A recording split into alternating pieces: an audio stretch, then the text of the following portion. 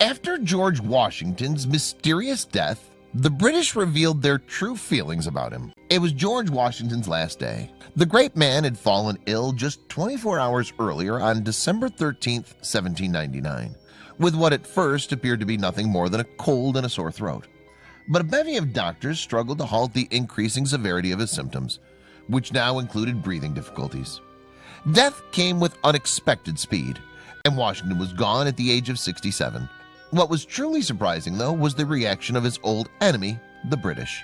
Washington's decline had started on December 12th, when he toured his estate, Mount Vernon, in driving sleet. Soaked to his skin, he then went back to his mansion, where guests awaited him. Ever the attentive host, instead of changing out of his cold and sodden garments, he sat down to dinner with his visitors. 2 days later, however, Washington was dead, and a nation grieved. But it wasn't just Americans who noticed the passing of this man who'd played such a major part in forging their nation. The British also had cause to register the fact that Washington, who had led an army against them in the Revolutionary War, had died. And the British reaction to Washington's death came in the context of the fact that the man could be regarded as a traitor to the British Empire.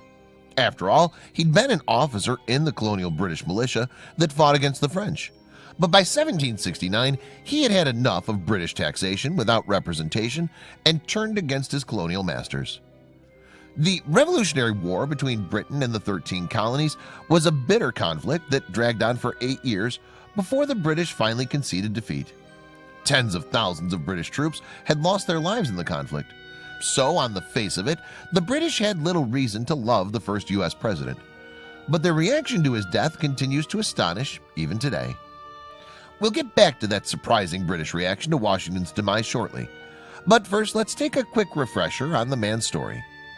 George Washington was born in Westmoreland County, Virginia, at a place called Pope's Creek in 1732. John Washington, his great-grandfather, was the first of his ancestors to arrive in America.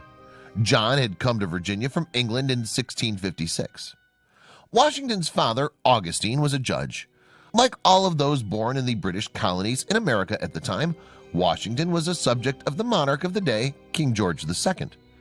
During Washington's childhood, the family relocated on a couple of occasions but always stayed within Virginia. In 1743, Augustine passed away, meaning that Washington was left with a farm and 10 slaves.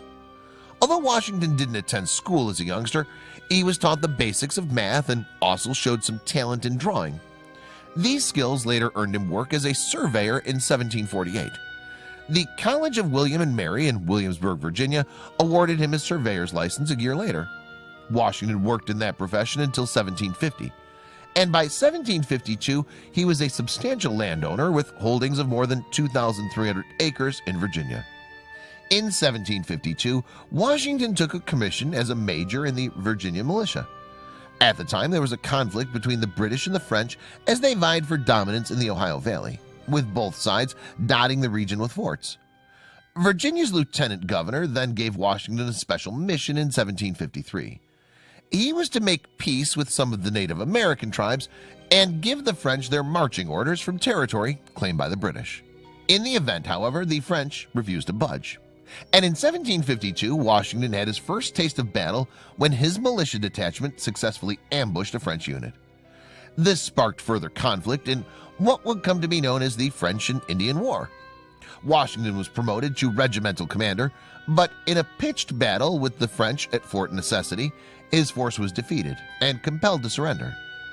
Washington subsequently gave up his commission, but continued to act as an aide-de-camp to General Edward Braddock on a voluntary basis.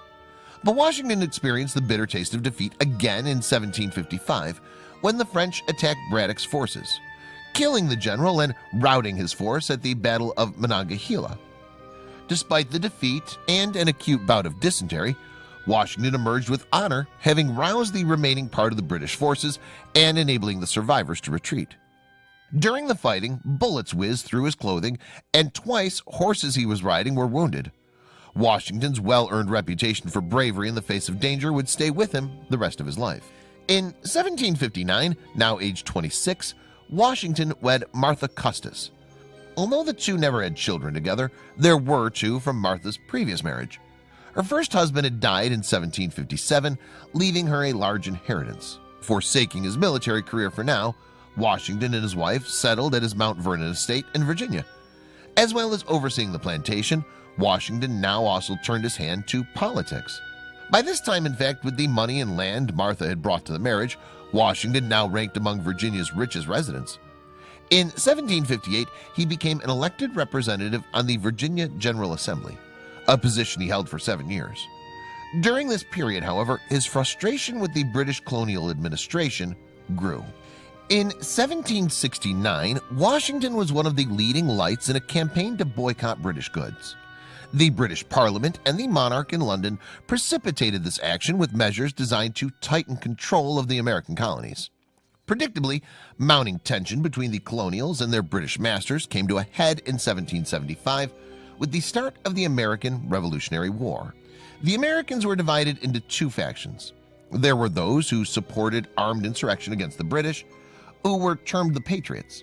Then there were others who believed that they owed their loyalty to the king. People in this group were known as the Loyalists. Washington is said to have been unpleasantly shocked by the outbreak of hostilities. He immediately left his Mount Vernon plantation to join the Continental Congress, the body formed by the Patriots. Shocked though he may have been, Washington had no doubt about which side he was on, and his loyalty to the Patriots and the Continental Congress was soon confirmed when he was appointed Commander-in-Chief of the American rebels' Continental Army. Its first major engagement came in the summer of 1775 with the siege of Boston. Washington arrived at Boston in July, and his mission was to defeat the British forces ensconced in the city. When Washington reached Boston, he made Cambridge his base and found that his army was an ill-disciplined ragtag band. He set about imposing strict discipline with regular drilling and introduced flogging for miscreants. Eventually, in March of 1776, Washington's force succeeded in dislodging the British from Boston, who fled by sea. This was the first notable victory for the rebels. But there would be no quick victory in this war for independence from the British. In fact, the conflict was to drag on for another 8 years. Notable events during the war included the Declaration of Independence in 1776. Despite this act of defiance, though, Washington's troops were subsequently forced into retreat after the Battle of Long Island. The Long Island defeat and resulting retreat marked a low point in Patriot fortunes and a nadir for Washington himself. Even some of his own troops and supporters were turning against him. Then, however, came a victory that revitalized the rebels' cause. In military terms, the crossing of the Delaware River and the defeat of the British at Trenton, New Jersey was a fairly minor affair, but it inspired the Patriots. The final major action of the war came in 1781. This was at Yorktown, Virginia, where the armies of the French and the Patriot troops laid siege to a British force in the city. The battle resulted in the capture of some 7,000 British troops. It was the last important engagement of the conflict and the end of the road for British dominance in America. Peace talks resulted in the signing of the Treaty of Paris in September 1783. This landmark agreement secured the independence of the United States, guaranteeing its status as a free and independent country. For Washington, it was time to step down from his military duties and return to his Mount Vernon estate.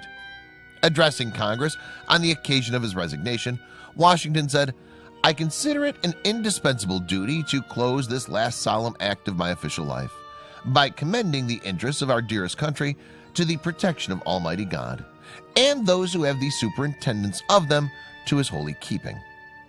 Despite those earnest words, of course, the truth was that this was far from the last solemn act of Washington's public life. Nonetheless, for the moment at least, he did return to the tranquility of Mount Vernon, where he'd spent only 10 days during the 8 years he'd commanded the Continental Army. Although his finances were far from thriving, it was a blessed relief to return to his plantation.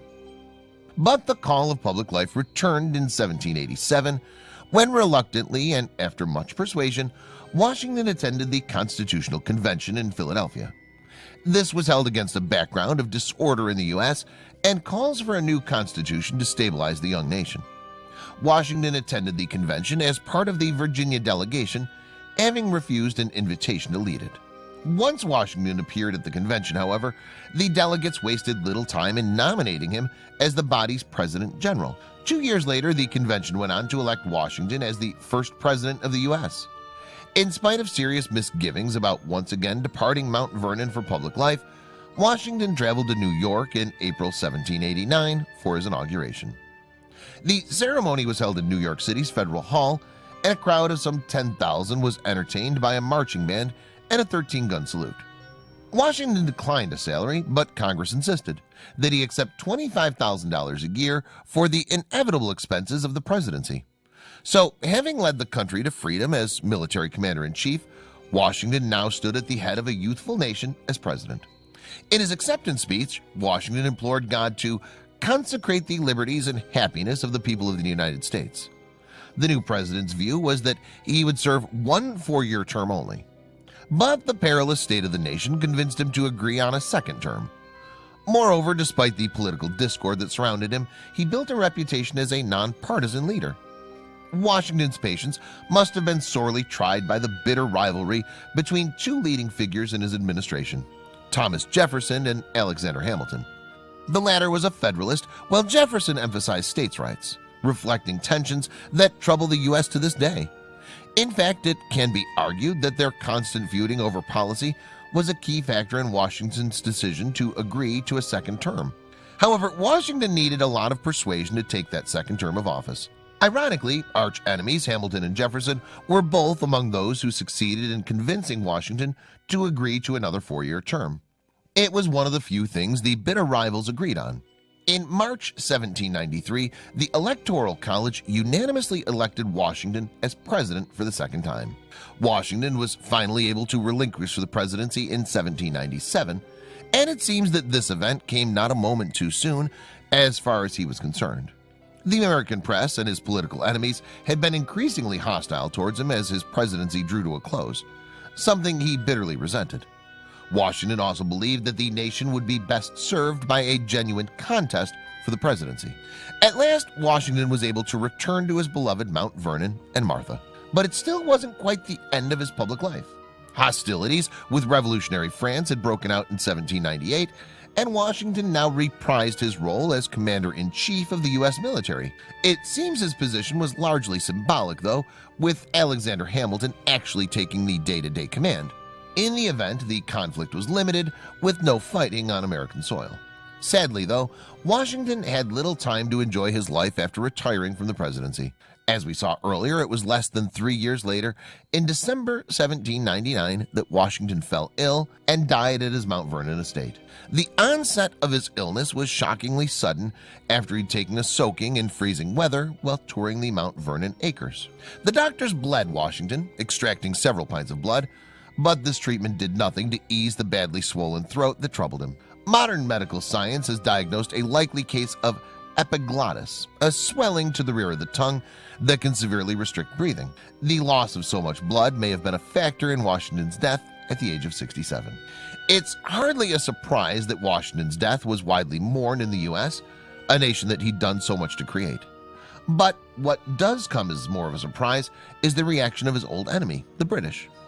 Instead of celebrating the death of a man who could be regarded as a traitor to Britain, there was instead an outpouring of genuine grief. In 1999, History Today magazine quoted from an article published in London's The Morning Chronicle at the time of Washington's death.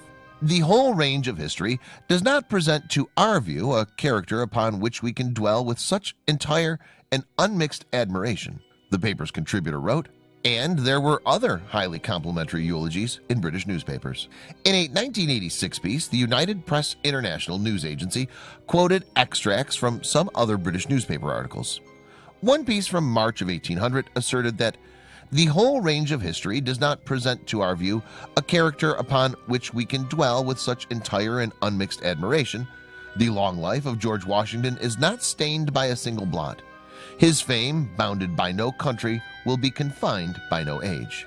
Another British newspaper article, also published in March of 1800, proclaimed rather wordily that his coolness in danger, his firmness in distress, his moderation in the hour of victory, his resignation of power, and his meritorious deportment in private life have established a name which will go down in history with those who have deserved well of their country, those who are entitled to be considered the benefactors of mankind.